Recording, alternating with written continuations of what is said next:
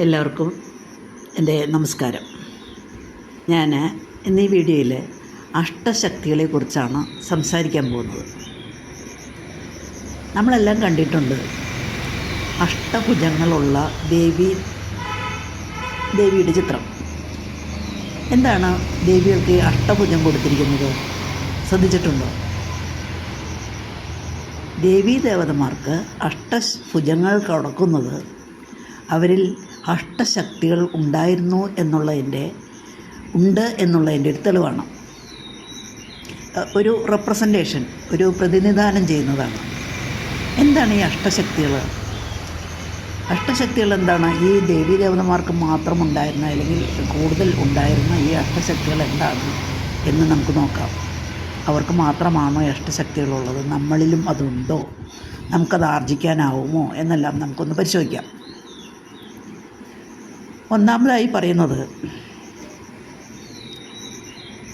അഷ്ടഭുജങ്ങളിൽ ആദ്യത്തെ ഭുജം റെപ്രസെൻ്റ് ചെയ്യുന്നത് എന്തിനേയും സ്വീകരിക്കാനുള്ള, ഉൾക്കൊള്ളുവാനുള്ള ഒരു ശക്തിയെയാണ്. നമുക്ക് ചുറ്റുമുള്ളവർ എങ്ങനെയായിക്കോട്ടെ, ഏതുപോലെ ആയിക്കോട്ടെ, അല്ലെങ്കിൽ നമുക്ക് ചുറ്റുമുള്ള പരിസ്ഥിതികൾ എങ്ങനെയായിക്കോട്ടെ, നമ്മൾ അത് അതേപോലെ തന്നെ വിശാല മനസ്കതയോടെ സ്വീകരിക്കുന്നു, എല്ലാവരെയും അംഗീകരിക്കുന്നു. അതായത് നമ്മുടെ മനസ്സിൽ തന്നെ ഒരു വിശാലത വരുന്നു. എനിക്ക് ചുറ്റുമുള്ള ആളുകൾ എങ്ങനെയായാലും അവരായി തന്നെ ഉൾക്കൊള്ളാനുള്ള ശക്തി, അതാണ് ഈ സ്വീകരിക്കാനുള്ള, ഉൾക്കൊള്ളാനുള്ള ശക്തി. അതായത് മറ്റുള്ള ആളുകളുടെ സ്വഭാവ സംസ്കാരങ്ങൾ എന്നിൽ പ്രഭാവം വരുത്തുന്നില്ല, എന്നെ ബാധിക്കുന്നില്ല. എങ്ങനെയാണോ അതേപോലെ നമ്മൾ അവരെ അംഗീകരിക്കുക. അതാണ് അഷ്ടശക്തികളിൽ ഒന്നാമത്തത്.